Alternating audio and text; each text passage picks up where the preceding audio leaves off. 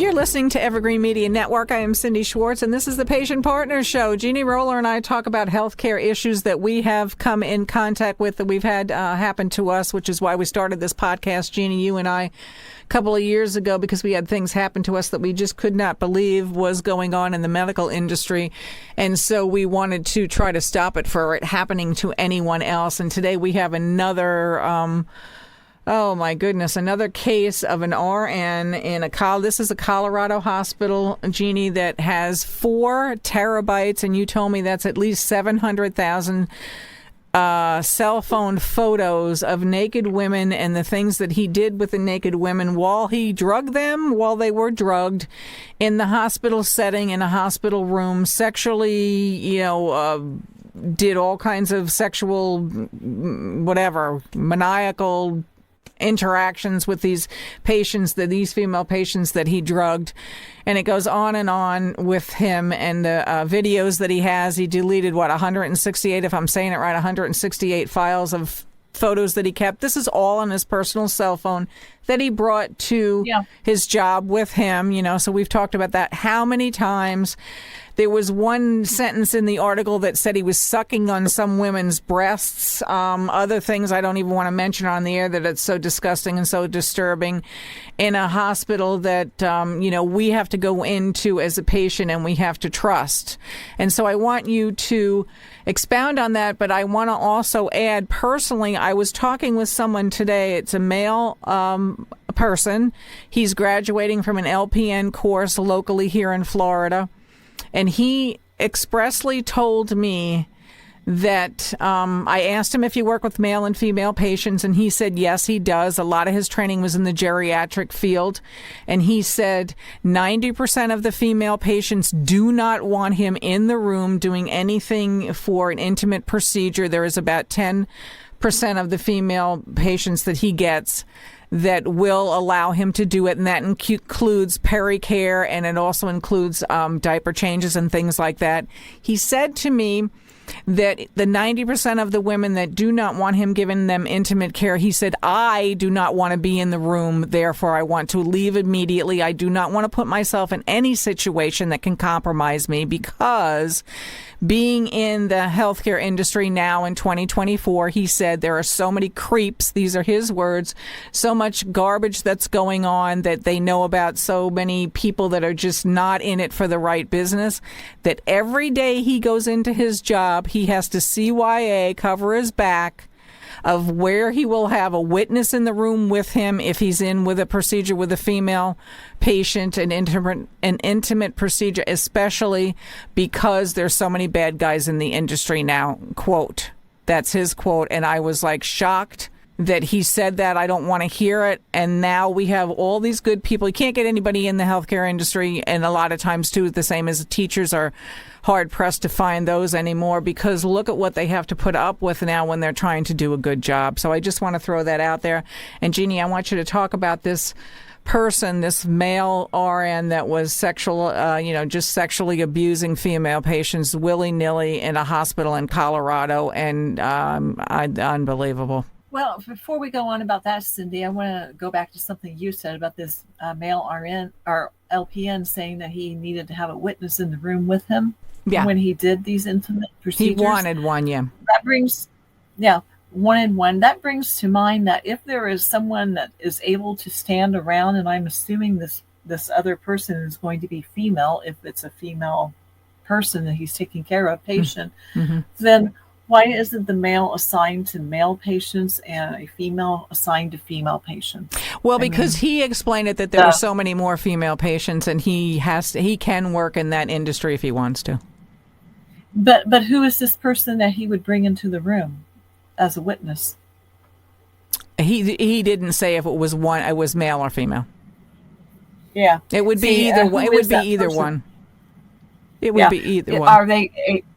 Would they be able to perform intimate care? So, that is the thing.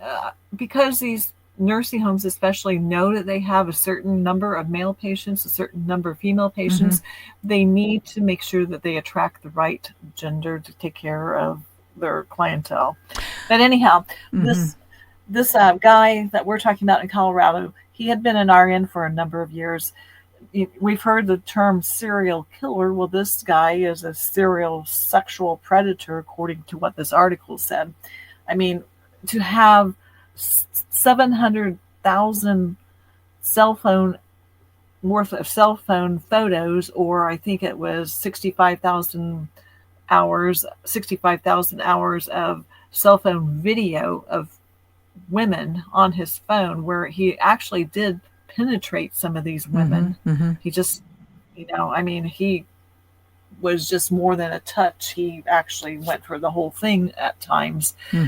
It had went on for years. Yep. I mean, absolute years. How could this have happened? I mean, the hospital system is being sued. What I read, he's only so far being charged with 3 counts, which really, there's probably hundreds, maybe thousands of victims, because, I mean, to have that many hours, I just don't see how this could have went on for so long. And no one saw it. Happen? Yeah, and no one saw it. And no one, even had any inclination whatsoever at all that this was going on in that facility? Yeah. They said that none of their clients went to this nurse for medical treatment. They would go and they would, this guy was in the room alone with regular patients. So, he was assigned to them. They didn't specifically go to see him, but he would be assigned. And, when you're pre-op, which I'm assuming this probably had to be most of it, pre-op, you're so drugged because the drugs that they give erase your memories. It's done on purpose. So a smart serial harmer would know that. And the interesting fact in another article I found, Cindy, was that 49% of medical harmers are men, which leaves how many? 51% to be women. So, but the thing is, we only hear about the male medical harmers. We rarely hear about females who medically harm patients. So it is very scary too for men to go into the hospital, because if they get harmed, it is more likely that no one will believe that they have been harmed.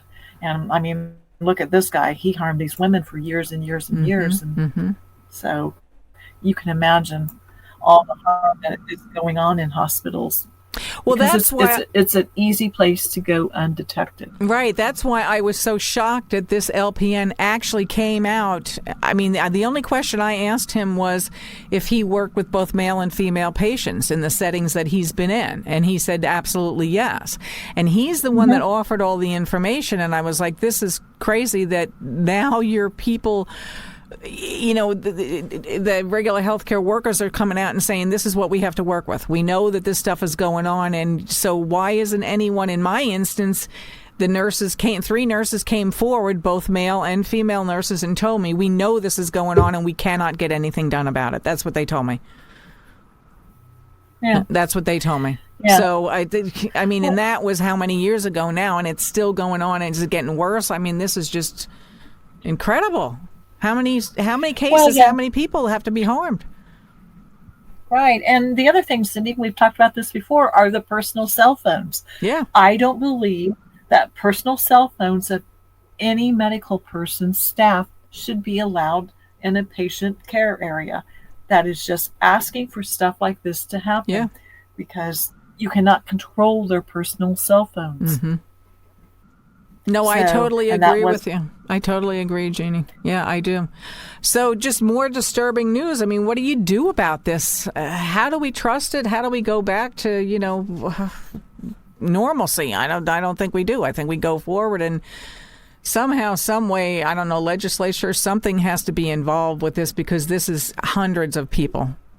Hundreds of women that have been abused, and you're right about the men. On that note, you just have to be your own best advocate as best as you possibly can. Stay tuned to Evergreen Media Network.